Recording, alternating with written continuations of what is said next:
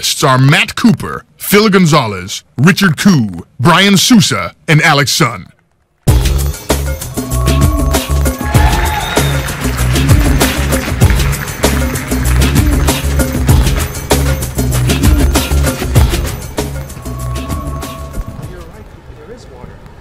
Hey everyone, welcome to the Heroes of the Storm Deep Dive panel. Thank you all for coming. We're really excited to show you some of the heroes and battlegrounds in our game. And here to show this stuff off, we have from the art side, Brian Sousa. Hello. Got a lot of fans. Phill Gonzales. Hey guys. And from the design side, you have me, Alex Sun. Thank you. Matt Cooper. Hey guys. And the man who's going to start us off, Richard Khoo. Yellow, Blizzcon.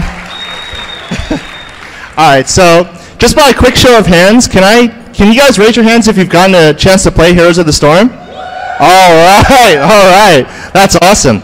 So let me start with a little story.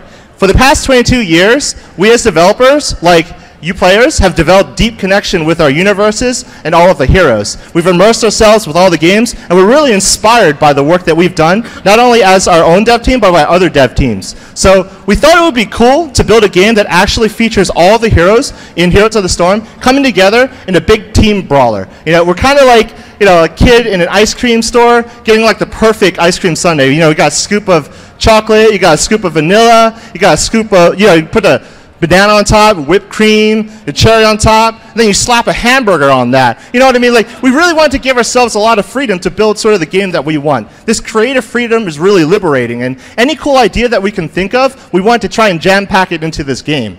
So that's why you're going to see heroes like Arthas the Lich King fighting off with like Raynor, the Renegade Commander, and fighting the Lord of Terror, him/herself, Diablo. So with this basic premise in mind, with the universes colliding, the first question we had to ask was, well, where's this fighting taking place? And to answer that question, I'm going to hand it over to Phill. I'm going to talk now. So bringing these three universes together, the one thing that it creates is a ton of possibilities, and we thought, well, what do we want in the Nexus? And the immediate thing that comes to mind is many, many, many heroes. Using signature abilities, iconic heroes, and most of all, since it's a brawler, they need to be able to look like they belong together. So we're taking a little bit of each artistic style. We use the big, bold shapes and colors from World of Warcraft. We use that kind of attention to detail and that functionality from Diablo 3, and we spin it all together with the grittiness from StarCraft 2. That's the visual style we're going for in Heroes. So taking that into account, we're like, awesome, they look like they belong together. Where are we going to put these heroes? We thought, you know, we could put it in an established universe, something from World of Warcraft or maybe Sanctuary or even a place from StarCraft. But the more we thought about it, the more we wanted that creative freedom to just take it anywhere. Put the heroes and the players in a new place that they can experience for the first time and see iconic stuff and learn about a whole new game type. That was our goal. Brian's going to explain a little bit more about the steps we took. So yeah, you all know the heroes of Heroes of the Storm, but we wanted to give you something new. So we started thinking about where else could we go. We were all brought up with the works of Tolkien and George R.R. Martin and Robert Jordan, and of course playing Dungeons and Dragons. And so for us, fantasy is still a first love. But you know we already have a fantasy world. So how do we change this? Well, with King's Crest, we went in a more classical, neutral setting. This is the kind of thing you would see in a storybook like Cinderella or Sleeping Beauty. And with these concepts, we've decided to make it a, you know, more pretty world, more beautiful, more green, luscious. And see, these are, sorry, these are some of those concepts as you'll see them in the games. But we just don't always rush to final artwork. We have to decide, will it work in this battleground? How will it feel to play around all of this medieval setting? And so we make these mock-ups. And this really helps us come up with new ideas and sell the ones we have. For instance, these doodads are not just aesthetic. These are actual gameplay objectives, such as the towers and the stone dragon. The stone dragon was one of our first concepts, and it actually made it into the final game. And this is it as it animates when your town is preparing for battle.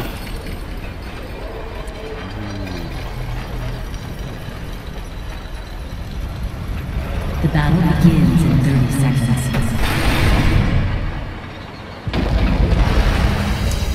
Next is a flyover of the gardens as you'll see it. We themed this Dragonshire, and we wanted a really clean, beautiful place to kill your enemies in. It's got, pristine hedges, it's got topiaries. If you played, the main objective here is bringing the Dragon Knight alive, and so there he is in the center of the map. And so this is basically how our first take on King's Crest turned out to be. But not all of our artwork makes it into the game. And here's Phill to tell you about that. So initially in Heroes, we had goblins as the racial merchants and ogres as the brutes. They're going to be featured on every map, regardless of what universe the map took place in. The more we thought about it, and the more we tried to experiment with things like these ogres being wearing King's Crest uniforms, the more we kind of wanted to do something new and something unique. We also took this approach with the minions. We didn't want to be bound to footmen from the World of Warcraft universe because it'd seem odd if you have an Alliance character like Valen chopping up footmen all the time. It just would kind of interfere with the experience out the gate. So we went and took this new approach. We're having new minions, new wizards. We even have characters that are themed to their tile sets, and you're going to see a lot of stuff that shows off these themes. This is what the aesthetics look like on the basic buildings. You can see that we have vines crawling all over the buildings, and that the dragon motif gets carried through on top of the towers and in front of the catapult. Matt's going to explain a little bit more about the base. Yeah, so in Heroes of the Storm, we've added fortifications. So here we have a really powerful Diablo. He's just going to mow down these minion waves. Uther is going to go out and challenge Diablo a little bit, but this is not looking good. So Uther can run back through his gate, and Diablo cannot chase him. Uther's able to use his healing fountain to heal for a bunch of health and mana and go out and challenge Diablo again. So being close to your fortification is a huge defender's advantage. Oops, I'm sorry. Back it up. All right, so here are the Siege Giants, and these are what replaced the Ogres. The Siege Giants essentially have the same aesthetic as the Ogres, but they're visually very, very different. They're big, lumbering brutes. They're about as smart as a house cat, and they get themed to their location just like everything else. You can see we have a concept here of all the knight heraldry that they wear. Matt's going to explain how the Siege Giants work. So Siege Giants are a standard mercenary we have across all battlegrounds. The Siege Giants are something that, when you capture them, they'll be in awe of your strength and they'll actually join your forces. They're pretty easy to capture. We see Myrddin clear them up pretty quickly, and now they're going to actually join Myrddin's forces. They have long-range attacks, so they're great at killing forts early on. So we have several different types of minions that you can capture aside from the Siege Giants. Another type are the Knights. The Knights are extremely powerful, and like all the other characters, they will be themed to their locations. The maps on the gardens wear white armor, and they have a rose motif. Matt's going to show you how the Knights work. Yeah, so the Knights are a lot more challenging to capture. So you see, we see here 3 players attempting to capture the Knights, and they work similar to the Siege Giants. When you defeat them, they will join your forces. The Knights are strong melee bruisers, so they're great at going into the front lines of combat and soaking up a lot of damage. And finally, another unique minion is the boss monsters. And the boss monsters vary from map to map. Sometimes they're very, very closely tied into the map mechanics, and other times they're just super minions. On the gardens in King's Crest, we have the Dragon Knight, which Matt can explain more. Yeah, so this is a look of Dragonshire, one of the maps we have playable here at Blizzcon. If you control a top capture point and a bottom capture point on this battleground, you can come to the center and channel on this Dragon Knight. So we see here Stitches, Anubrak, and Arthas. Arthas is going to come in and channel on the Dragon Knight. And when you enter the Dragon Knight, you get a whole new set of really powerful abilities. These abilities force a team fight. The enemies have to deal with you. And we can see Stitches pretty excited. He's dancing a little bit there, but... So eventually King's Crest grew to be a huge immersive world, and there's way too much to put on one battleground. Could I get this? Thank you. You're welcome. So we decided to look at different areas of which we liked and expand upon them. The docks area really appealed to a lot of us for dirty pirates, drunkards, just the aesthetic just really excited us. So Blackheart's Bay was born. And then we went back to the drawing board. We concepted ships and cannons and statues to dock posts and crab barrels. Everything had to have a similar feel to make sure it fits with the docks. Everything here is an actual doodad or prop on the map. From small to large, it helps really give it the immersiveness that we look for. So let me explain a little bit more about how we launched into developing Blackheart's Bay. As Brian said, we had a lot of elements on one tile set, and the ship was a key factor into making a distinction for a new map. The ship created a lot of possibilities for us. The designers were questioning things like, what if you could take over the ship and it would bombard enemy towers and lanes? So we put the ship on the side of the map, and it turned out to be a really fun feature, but we thought, man, the side of the map doesn't really get people focused on the ship. We should put it in the center, but that created a new problem. How do we sail this ship into the center of the map? This is our solution. Listen well, you trespassing dogs. Stop up your doubloons, and maybe I'll turn me cannons on your foes. So we have ghost pirates. Ghosts are awesome. Ghosts can travel anywhere, and because they're pirates, they never stop loving gold. All it takes is a deep, deep love for money, and your soul will stay in the mortal realm. Ghost pirates ended up being a very strong thematic drive on Blackheart's Bay, and we're going to look at some of these map mechanics a little closer to show you how they work. But Zeus is going to talk. I'm sorry. I'm sorry. So this is a flyover of what we have for Blackheart's Bay right now. And as you can see, it still has the King's Crest feel at the core, but with the added docks and the wood, it really changes the aesthetic look of this battleground. And also having unique centerpieces such as the ghost ship itself really adds a deeper lore to the King's Crest, world. The mythology. Mythology. Thank you. Would you like to talk? So now we have this really cool fantasy of ghost pirates and Blackheart's Bay. So we wanted to design a mechanic that ties the fantasy together and gets players to interact with Blackheart himself. To that end, as we all know, pirates love treasure. I hear in certain other worlds that, pirates have been known to parlay for extra gold, if you get my drift, So anyway, we're going to have treasure spawn throughout the map, and players are going to collect it. Once they've collected enough treasure, they need to actually go and turn it into Blackheart himself. However, there's only one Blackheart on the map, so when players are actually going to turn in Blackheart, they have to be very careful, because if you're killed, you actually drop all your treasure, allowing the enemy players to scoop up all your treasure and claim it for their own. Here we see Illidan taking out one of the many pirate mercs that appear on Blackheart's Bay. These guys are very easy to kill, and they serve as a constant source of doubloons for the players. Another source are these chests. As you see here, they actually spawn in the middle of the lanes, and they're a little bit more contested. Illidan and Tassadar need to put in a little bit more effort to get all of the treasure out of this chest, but as you can see, it's a lot more than normal. So whenever these spawn, you need to go and get them. As I mentioned before, when you go turn in the treasure to Blackheart, you got to be careful, because when you have enough treasure, it's almost like you become the quarterback. The entire team wants to protect you, make sure you can safely deliver the payload to Blackheart. But the enemy team, they want to sack the crap out of you and steal all the treasure for themselves.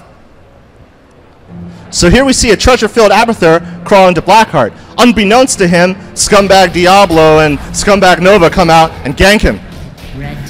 Oh man, that's so many coins. Now Diablo and Nova have all of the treasure, and this villainous duo can actually go and turn it in and claim Blackheart for himself. But good guy Tassadar and good guy Illidan come in and reclaim the treasure for themselves. A lot of this chaos and drama we think is really exciting. With the treasure changing hands a lot, players need to think on the fly, figure out who has the most treasure, who can they protect, how many treasures have each team turned in. And so here we see Tassadar actually turning in the treasure, and he's going to actually win Blackheart's favor for a short period of time. Blackheart's ship will bombard the enemy from the center of the map. As you can see, the cannons will fire. Boom, boom, boom. Alright, so then across the map, you can see the cannonballs land and hit enemy forts from anywhere on the map, doing terrible, terrible damage. During this time, the damage cannot be prevented. The enemy team just has to take it. And during this time, the players that have actually summoned Blackheart should regroup, So start thinking about how to gather more treasure, or think about turning in to Blackheart any coins that they have left over from the last time they turned in. And that's Blackheart's Bay. So here's a closer look at the theme on all the buildings and the base stuff in Blackheart's Bay. You can see the towers and walls are dock themed, and we have a hippocampus capping the towers and the other base armaments of the catapult. We also themed out the siege giants. Instead of throwing rocks, they shoot cannons. We love doing this stuff. It makes it way more immersive. Yeah, and the siege giants are the same mercenaries we talked about earlier. They work in the same way. So here we see Gazlo laying down some turrets and attacking these siege giants. And when he defeats them, they're going to join his forces. His buddy ETC can jump in with his global ability, finish off the siege giants, and they cower.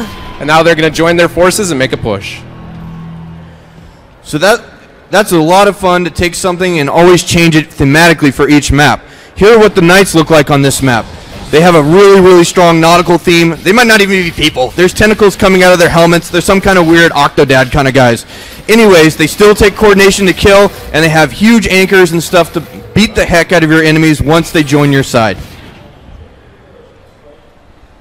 Next, we're going to take a look at the boss monster on Blackheart's Bay. Yeah, so this is the Grave Golem, and he's kind of like a really big knight. You need your whole team to defeat him. So here we have a group of 5 players coming in, and they're going to fight the Grave Golem. And he has some WoW-style boss powers where you have to try and dodge them for maximum efficiency. Similar to our other mercenaries, when you capture him, he will join your forces, and he kind of forces a team fight as the enemy players have to come deal with him. So Cursed Hollow... Oh. No. Artist Not time. you. Artist time. I'm next. Whoops. So we weren't finished with King's Crest just yet. We wanted to see what the outlying countryside might look like. Out here, where the King's Law was barely a whisper, the Raven Lord set up his domain. And of course, more concepts were drawn up. Most of these we focused on, like the Fall Harvest and a huge Raven motif. The colors themselves give this whole map, this whole battleground, a different feel. It's very spooky, it's very somber, and of course, perfect place for the knights and the grave golems to live.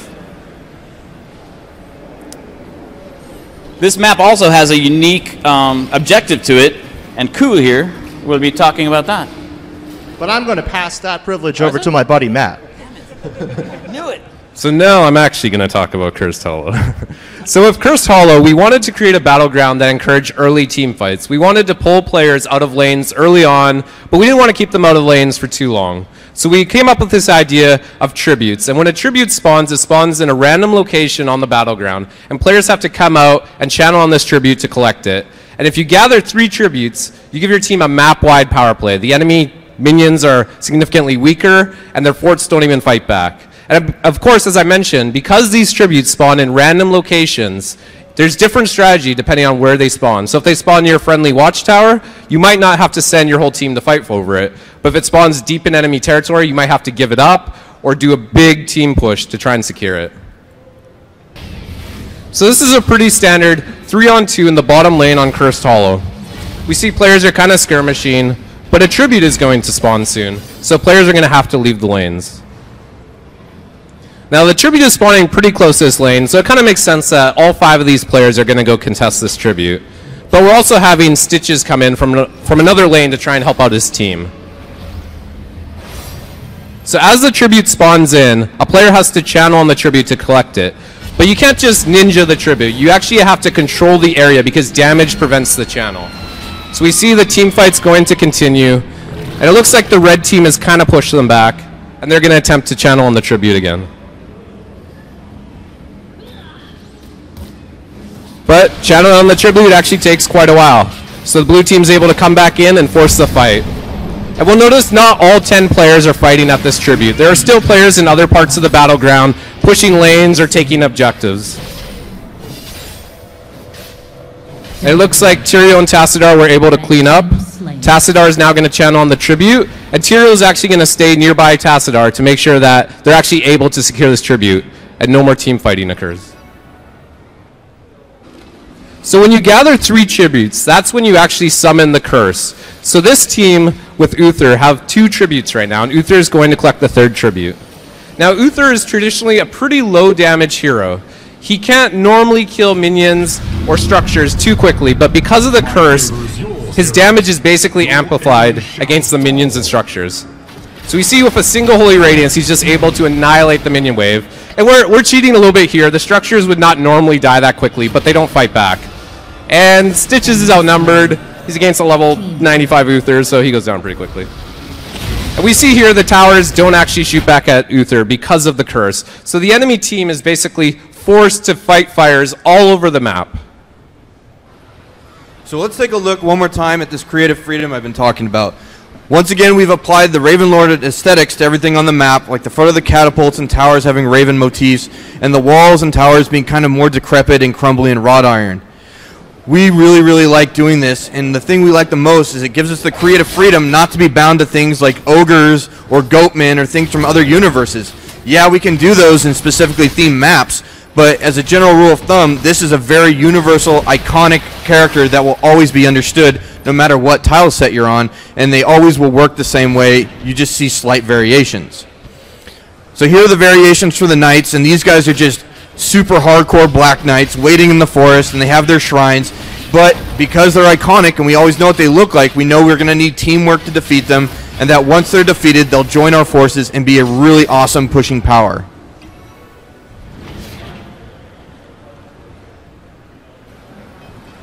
Okay, we have one more battleground out there right now. It's called the Haunted Mines. And this one takes heavily from the Cursed Hollow tile set, so you'll see a lot of similar things. But we also themed it for the mines themselves, so we created mine tracks and the mines and just smaller details, and it really gives this battleground a different feel. But the main difference for this battleground is the mines themselves. All right, so the idea behind the Haunted Mines Battleground is that we wanted to create a competitive dungeon where players are actually racing against PvE mobs to construct this grave golem that you sort of see in this loading screen. You know, it's a race for the skulls, and players have to figure out how they're going to divide their team to collect skulls versus fighting the enemy team who's also trying to collect skulls too. You know, when we first decided to make this map, like, I thought we were kind of crazy. I was like, guys, are we actually going to make a multi-layered map on a single battleground that has 2 different tile sets and whatever? And heck, I was proven wrong. And this is the kind of example where if you push the... Whoa. Hello? Oh, okay. When you really push the tech, art, and design, you create an experience like no other that's really unique and extremely exciting. So here you see Raynor, Kerrigan, and Zagara. They're just laning normally. They're fighting off the minions, but soon the Ravenlord is going to call and say that the Haunted Mines are open.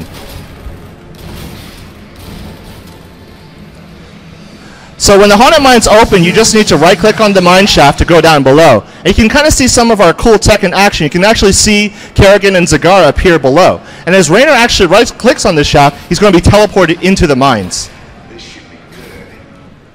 Now the mines are big, dark, and scary, and there's a lot of paths. So I was saying earlier, players have two main strategies: spread out or stick together. When you spread out, you can actually cover more ground. You can see you can kill these skeletons pretty fast and collect a lot of skulls. But the advantage of sticking together is that you're much stronger if an enemy team comes and fights you. Obviously, if the enemy team kills you, they're going to be able to claim all the skulls for themselves. There are certain heroes that are better at clearing out skulls, and there's certain heroes that are better at fighting heroes. At the end of every Haunted Mines, there's actually a grave golem, and he actually has a significant number of skulls. So oftentimes players are going to be seen fighting this guy at the same time. It takes some time to actually kill as well. Here you see Kerrigan actually fighting the grave golem herself. Now, Kerrigan's a really strong 1v1 hero, so she could actually probably take it out. But because she's by herself, and the enemy team sort of senses blood, Anubarak and Tyrande are actually going to come in and kill Kerrigan before she's able to get all the skulls.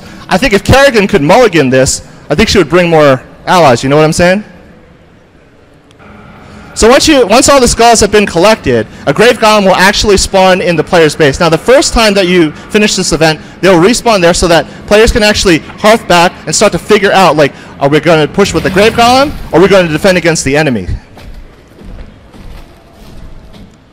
The grave golem is really powerful, and he'll actually ignore minions and heroes and just honey badger down and destroy the enemy forts. However, as I was saying, you know, the number of skulls that you collect is really important because it directly affects how strong the grave golems are here. So while this grave golem did some damage, he's actually going to die.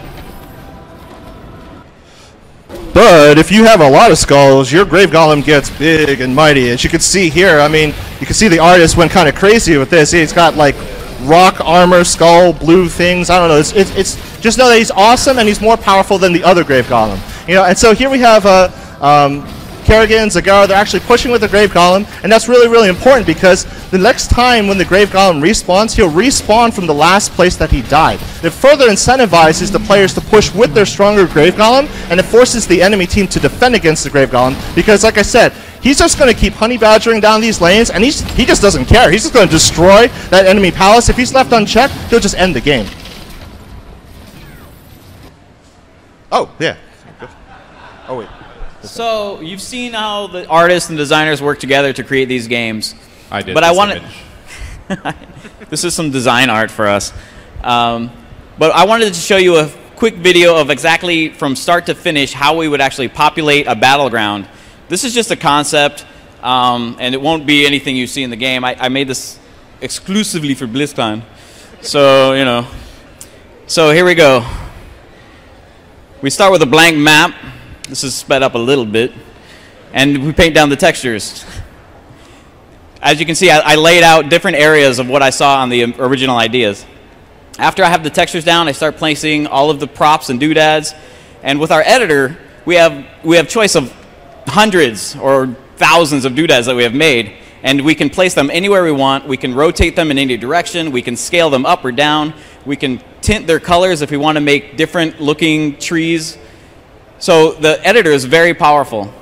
So once the larger areas are defined, I start going in with smaller details to give it a little more life. You know, the smoke in the chimneys, the guys hanging around working, floor mats and flowers. All of this really brings this area alive. And as you can see here with the final look, this is what it would look like in a battleground. And it didn't take like 20 seconds. It was awesome.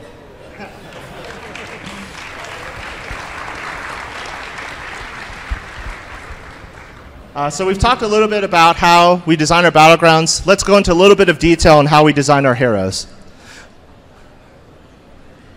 So you may have heard this from other panels, and this is one of the core design philosophy values that we actually follow. What is the fantasy? And for Heroes of the Storm, it couldn't be more important. What is the fantasy really speaks to, when you think about playing these heroes, what do you imagine them doing? What is the universe that they're in actually like? What kind of powers have they used in the games? What kind of cinematics have you seen them do things? Like when I look at Raynor, I think about how he's a Marine and he's a Terran in a Marine suit, and he uses a big gun, and he calls in Banshees and Hyperions. When you look at Arthas, you see him summoning Sindragosa. He's got a legion of undead. All this cool stuff.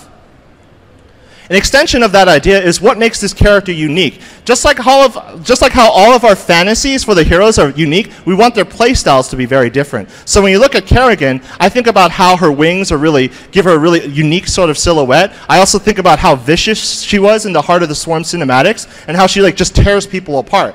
I look at Diablo and I think, man, this guy's really big. He's going to knock people over. He's going to breathe fire on people. He's going to just burninate the countryside. And then I look at a hero like Tyrael, and he's a warrior, he's an angel, he's probably pretty tough to kill. What kind of things can he do? I also think about how the cursed angels in Act 4 of Diablo 3 were moving around like lightning fast, and that's what I think of when I think of Tyrael, at least.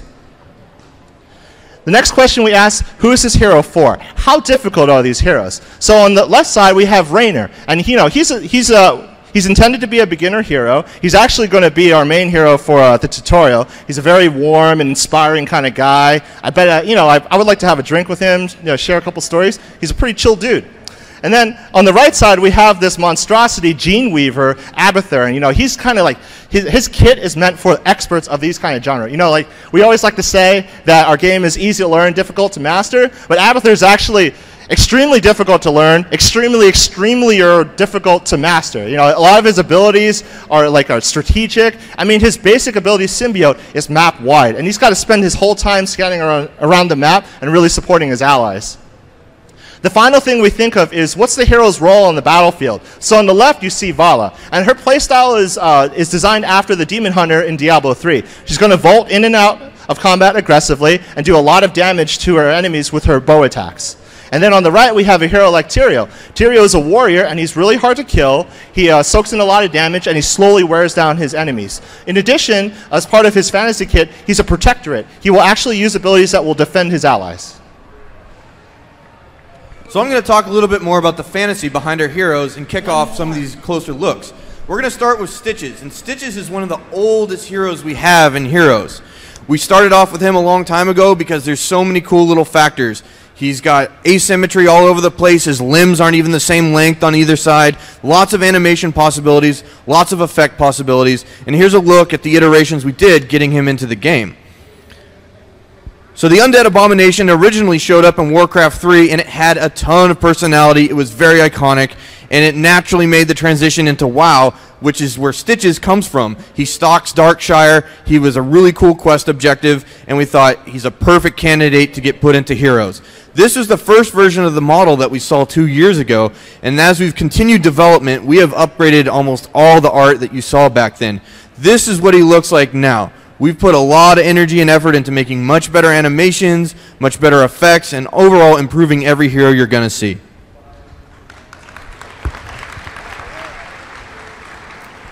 So Stitches is a warrior, and in Heroes of the Storm, he has abilities that let him pull enemies into his team. And he has abilities that make him very difficult to kill, but he's also great at setting up his team.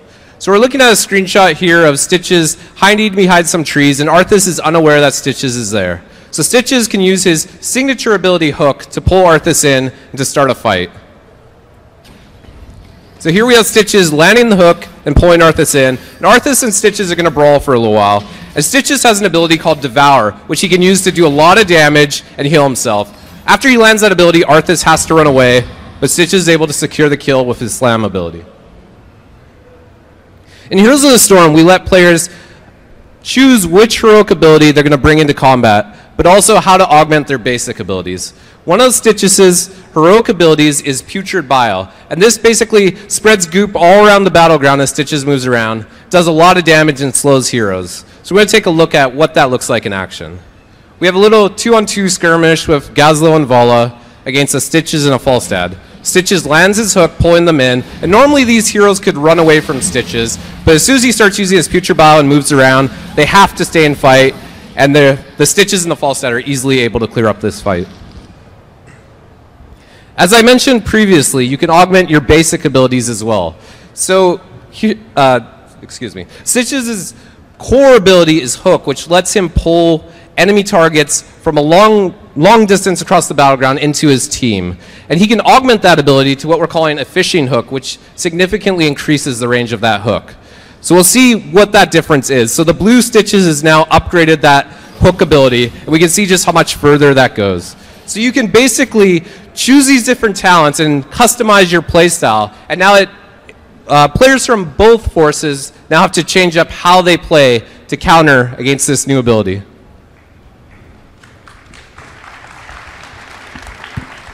So next we're going to talk about Raynor, who is an iconic hero, and he's on the front of a box. He sweats a lot. He wears lip gloss. He's a leader of a Terran faction, the Raiders. He inspires his troop, and he has a whole arsenal behind him.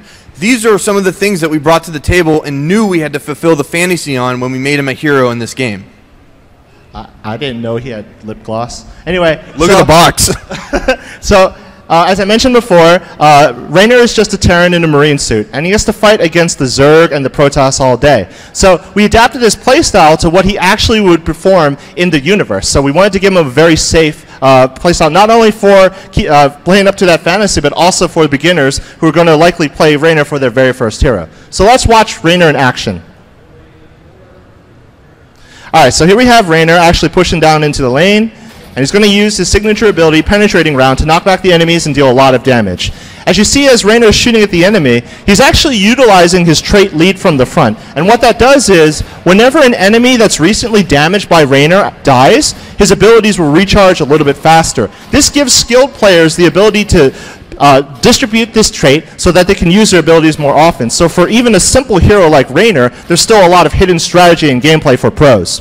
Here we have Arthas and Illidan trying to gank Raynor, and he uses his Penetrate around once and twice to keep himself safe. As Matt touched upon, one of the cool things in Heroes of the Storm is the ability to choose your heroic ability. Now, similar to the idea of designing heroes, we want to make sure that the heroic abilities not only fit some sort of fantasy, but are also very unique and have a very, very, very focused sort of reason for their playstyle. So here we have Raynor going into a lane, and he's actually going to call in a favor from his buddy Matt Horner to call in his flagship battlecruiser, the Hyperion.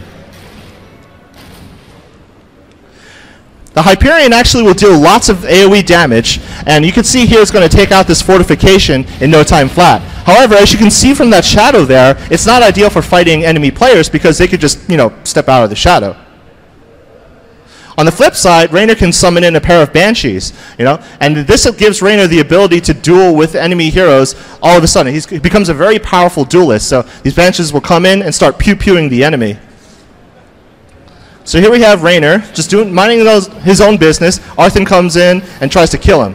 But Raynor is able to call in these Banshees and knock him back with Penetrate around. Now the tables have turned on Arthas. Now, as you can see here, the Banshees are actually flying units, so they can see into the shrubs that Arthas is trying to run away into, allowing Raynor and his Banshees to secure the kill.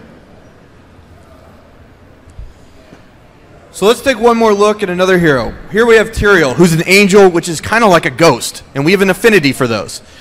Tyrael visually has a lot of things going for him that make him really, really easy to execute. He's wearing awesome armor, he has these cool angelic wings, but more than that, he's the angel of justice, and he cares about the plight of man, and thematically, he's a very strong leader and ally. We'll explain a little bit more about that.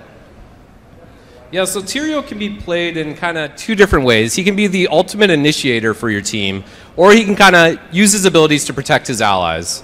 So here we have Arthas engaging Nova, and if you haven't figured out by now, Arthas is kind of the bad guy in our videos.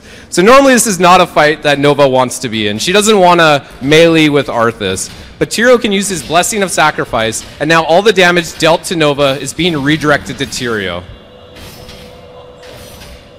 Now as Arthas tries to run away, Tyrael can use his Might of Eldrune to teleport to the location and secure the kill. In Heroes of the Storm, as we mentioned previously, you can customize your basic abilities. And something we really loved from Diablo 3 was the Fire Chains affix. So we wanted to let players use this. And when you customize your Hand of Sacrifice, it still remains the same great defensive ability. It still protects your allies. But we already had a cool art link between the ally that you were connected with. So we thought it would be cool if we could do something like Fire Chains. So we see here, he links with Uther, and now they can just run between all the minions and just melt them. And this creates a lot of good positional gameplay for both Tyrael and Uther, but also the enemies as they try to avoid this Fire Chains damage. One of Tyrael's heroic abilities is Judgment, and this lets him be the ultimate initiator. He can charge in on an enemy, knocking them away and doing a lot of damage. So we're going to look at like that in action. Again, Arthas, bad guy. And he's gonna fight Nova, but he's a little bit smarter this time. He brought an allied Illidan with him. So this is a really bad situation for Nova to be in. She does not want to fight these two heroes. Tyrael can use Judgment to quickly rush in on Illidan, knocking both enemies away, and he kind of puts Illidan into a bad position. Illidan quickly goes down. He can use his Might of Eldrune to teleport on top of Arthas and continue the chase. And it looks like Arthas is probably going to go down there. He did die. So we talked about some of our heroes individually, but when they come together, that's when they really shine. After all, this is a 5v5 team game, and one of the most fun ways to play is to grab a friend, come up with some strategies, try them out, and hopefully succeed. For example, in the shot, we have Tassadar walling off Illidan's escape, making it pretty easy for Stitches to land his hook and yank Illidan away from the security of his defenses. Now you can imagine if you and your friends wanted to try out a strategy like this, you go to select your hero and someone steals Stitches or Tassadar, that'd be really frustrating. So one of the things that we want to do is create this mode and where you and your party can reserve your heroes before you go into the game. That way you're guaranteed to play the way that you want to. Glad you like that. Yeah, we're just trying to streamline a lot of things and get you into the game as fast as we can. So we think playing in a team is so important that we're actually going to reward you when you do it. And to do that, we're going to add a leveling system outside the game. And when you party up, you'll earn more experience and level up faster. And some of the rewards you'll get are the talents that Matt and Rich were talking about earlier. And these talents, they're not about power. You're not going to just automatically want to use the latest talent you unlocked. These talents are more about options that fit your play style or fit that situation you just find yourself in. And you're going to be able to unlock some other cool stuff like new modes or access to some of our more advanced heroes like Abathur and other cool aesthetic stuff like skins and mounts. Yeah, so the mounts are this cool cosmetic thing we added to heroes, but it also has a lot of gameplay. Players can ride their mounts into combat, and they can move around the map faster. And as the game progresses and you level up, your mount actually gets a little bit faster. So players can use a mount to kind of customize their look of their hero beyond just a skin.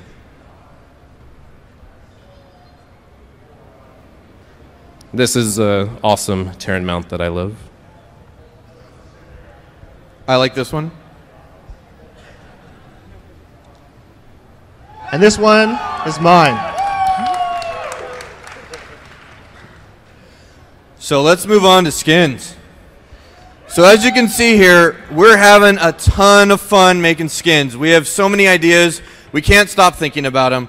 And up here are a few examples of the skins that we are currently implementing or planning on doing.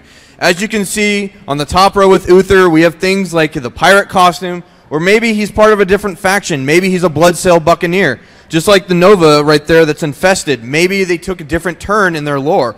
Or we can send them to different universes, like the Uther that's in medic armor in the middle, or the Nova Amazon in the bottom page. There's a ton of possibilities. There's a ton of creative freedom. And like I said, that's what we really, really love about working on Heroes. So to kind of round it all up, we're going to show you a reel of a bunch of stuff that's coming down the pipe. It's all in alphabetical order. Here it goes.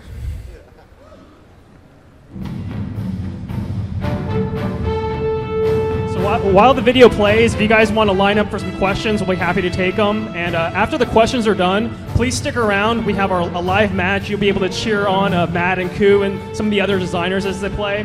And we have our own Dustin the Rock Browder commentating as well, so you don't want to miss it.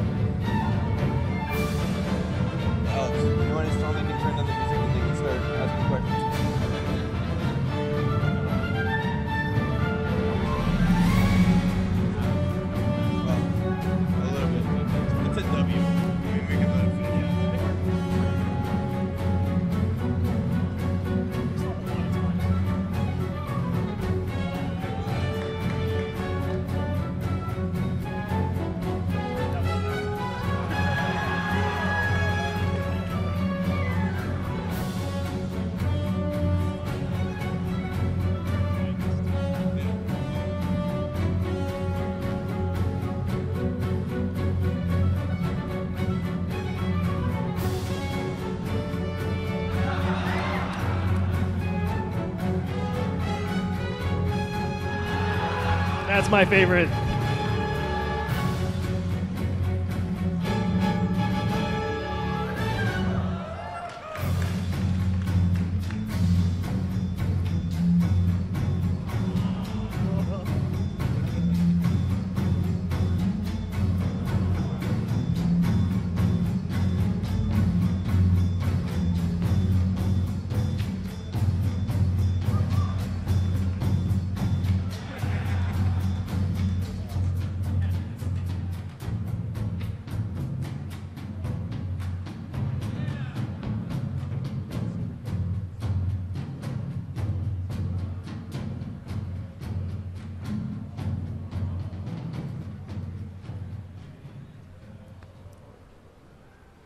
Let's do this.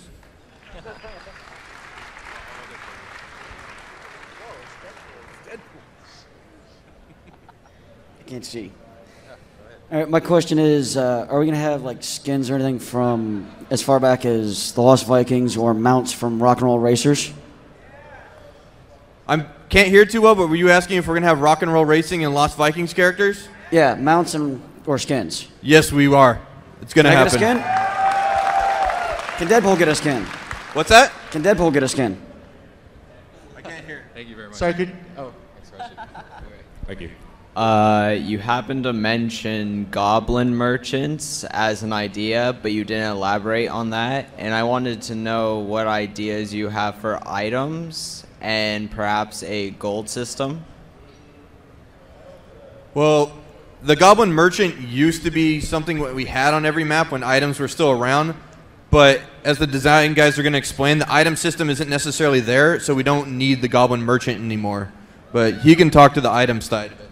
So we actually have swapped out the item system for the talent system that you see in game. You know, at the end of the day, you have to figure out like what's right for the game, and we swapped out the idea of farming gold and going back to base and getting your item didn't really match up with like sort of the fast-paced games that we were trying to go for and making a lot of battlefield decisions, and so that's why we have our talents, and that's why you can choose them out in the field, and we think that there's a lot of customization options within the talents themselves.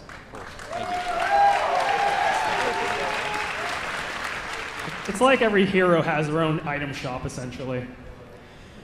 I noticed a lot of fantasy-oriented stages in the demos, and I'm wondering if there's going to be any added that would be more along the lines of stuff that would be in tune with the StarCraft angle.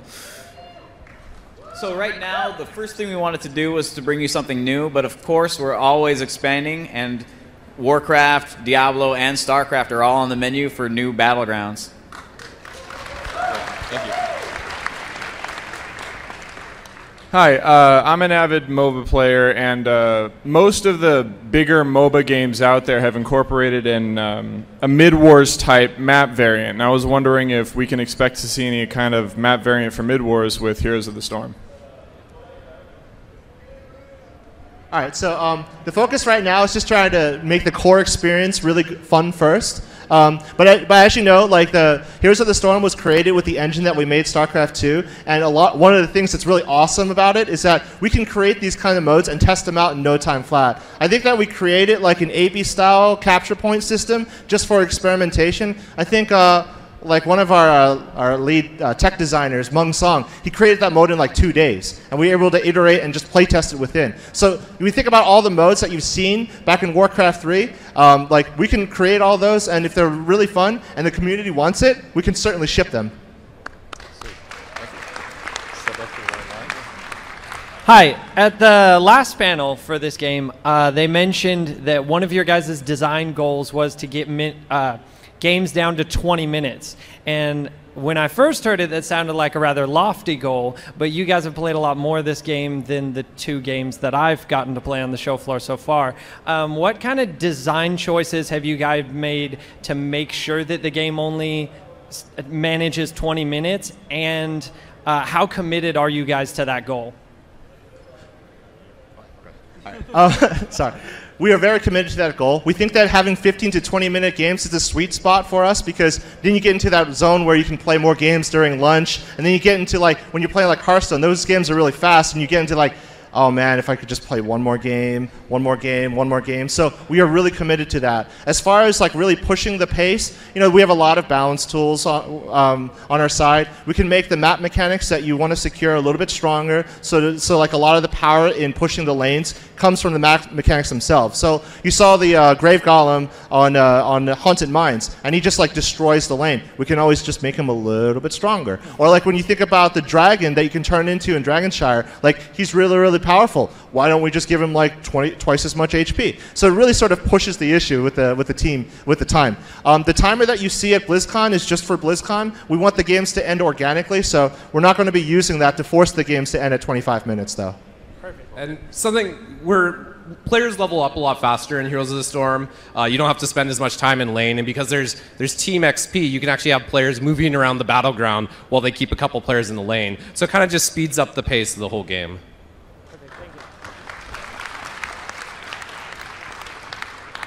I had a question about Abathur's ultimate, Final Evolution. I'm curious how you see it fitting into the rest of his kit and why it seems like that's his only choice for an ultimate. So the reason why the reason why Abathur only has one heroic ability right now is because we thought that, like, for BlizzCon, being able to control any other hero on the battlefield and being able to use their heroic abilities was enough to sort of show, like, how committed we are to making him sort of like a really team player. You can imagine, like, when really skilled players are coordinating their teams, they're going to think, so if we have 2 Kerrigans, we can actually double up on Summon Ultralisk, and then we can just, like, bash the team in. We actually do have designs for Abathur for his second heroic ability, but we just haven't implemented it yet. So we do have plans for more. And how does his current ability fit more into like the kit and other abilities that he has? Like, where's the synergy there?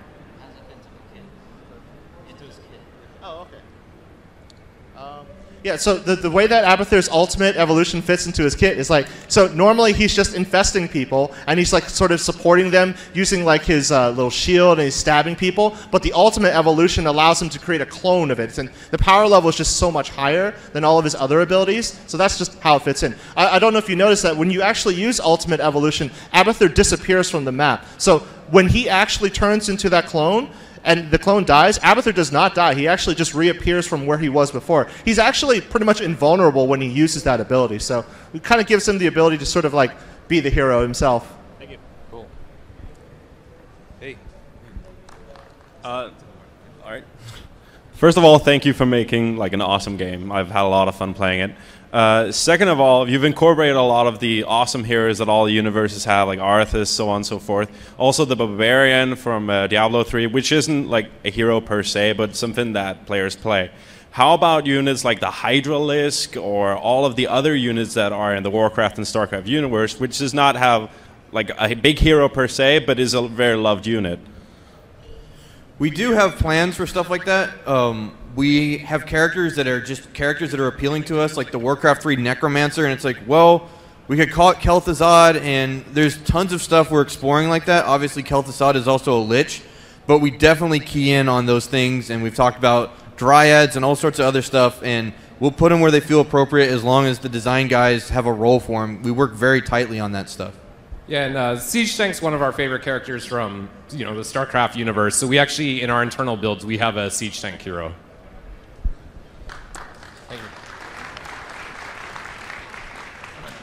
Hi, you mentioned that you would have like an account level where you could unlock additional heroes or talents. Will you be able to pay money to unlock those? And do you guys have a general opinion on pay-to-win mechanics? So we have the out-of-game progression system, and there's actually 2 components of it. One of it is that player level, and yes, you will be able to unlock some talents and some the ability to purchase some heroes. We also have the gold system, so when you play, you'll earn gold as well, and you'll be able to spend that gold to purchase heroes, talents. You won't be able to buy like power with real money necessarily. It's not like if you give us $20 and obviously you're going to win every single game. You get the you get the options through playing the game and progressing in your player level. And some of the skins, the aesthetics, those will be you purchase them with real money, and some of those you have to unlock through the progression system as well. Hi. So I had a lot of fun seeing Diablo play with his Flame Blast ability. Now, I know you were talking a lot about having their iconic abilities, and as anyone who's played Diablo 2 and died many, many times to Diablo will attest, his Flame Blast is actually more of a lightning attack. I don't know if you were planning to change that or make it a different skin or anything like that. We get this feedback a lot, and the important thing to key in on is we are still iterating a ton, and we pass those comments back and forth all the time of like, maybe this character should do this a little bit more, or can we change this visual? But since we're still iterating and testing a lot, like, we are by no means done, and those visuals could change anytime, and we're definitely thinking about it. We see the same stuff you see, and thank you for pointing it out. Hey guys. I played Stitches and I played Kerrigan, and I had a whole lot of fun. but I noticed you guys touched on how easy it was for you to make new maps. And I was wondering if that decision sort of factored into deciding not to go with the classic Aeon of Strife map, or like what led to the decision to just absolutely not go with that map.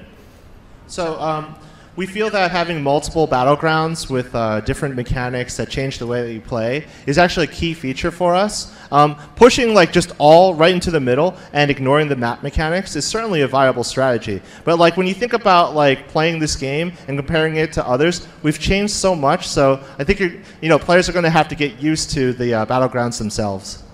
Yeah, and internally we've played a lot of different maps, and the ones with the map objectives really are the ones that we had the most fun playing. If you happen not to like that type of map, we do have a great engine that that you can create your own maps. So if you don't want a map with map objectives, use the editor. You'll not be able to do the ship necessarily. We do want to allow you to do it at some point, but you can create a map without any map objectives and just have something you're more used to.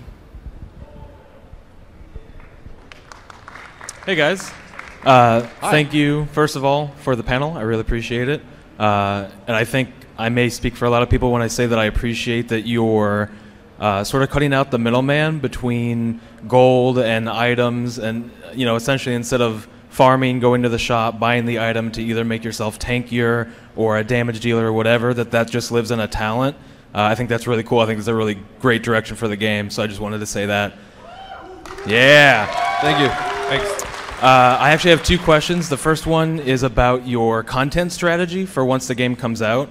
So, if you look at a game like League of Legends or most of the other MOBAs, it's hero-driven. And since you have such a pantheon of characters, obviously you want to pick the best ones, and you don't kind of want to be scraping the bottom of the barrel 3 years from now. So I guess my question is this going to be more map-focused or hero-driven? Like, what kind of content can we see coming out a year or 2 years after the game is shipped?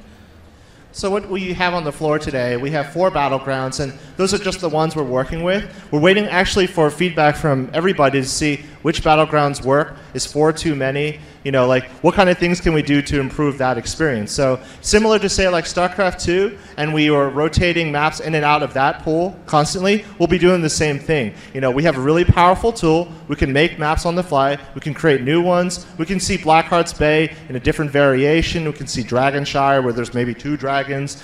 All that stuff is available to us. To answer your previous question about the content strategy, it's a little bit too early to tell, but if you look at how Blizzard has supported games in the past, like WoW, there's a lot of content. It's regularly released, and we do have plans to create more heroes and battlegrounds, skins, mounts, talents, all that good stuff. Can I do my second question? Then the second question, it's admittedly a bit nerdier. Sure, go for it. So one of the big hallmarks of sort of competitive play is being able to discern what your enemies have up their sleeve. So if you look at their list of items, you can say, whoa, that guy's building tanky, that guy has more damage, etc. So with the talent system, in the example you gave about Stitches and his longer range hook talent versus a shorter range hook, will I, as the enemy, be able to tell what he has up his sleeve before he uses it so that I can know how to react on the battlefield? Of course. So this is only an alpha version of the game. We actually don't have all the UI elements in. It all sort of came in really hot at the last moment. But we actually have plans for a new feature called the strategic map, which actually takes the mini map and kind of zooms it out a little bit more. And so you can get a lot more information. And there we can add a lot of information for each of the enemy heroes, what kind of talents they've chosen, etc., etc. Okay, cool. Thank you. We're actually out of time for questions, guys. We're going to be doing a show match on stage shortly, so stick around. Thanks, guys. Thank you, everybody. Thank you, thank you, thank you. Thank you for attending the Heroes of the Storm Deep Dive panel. Up next, Heroes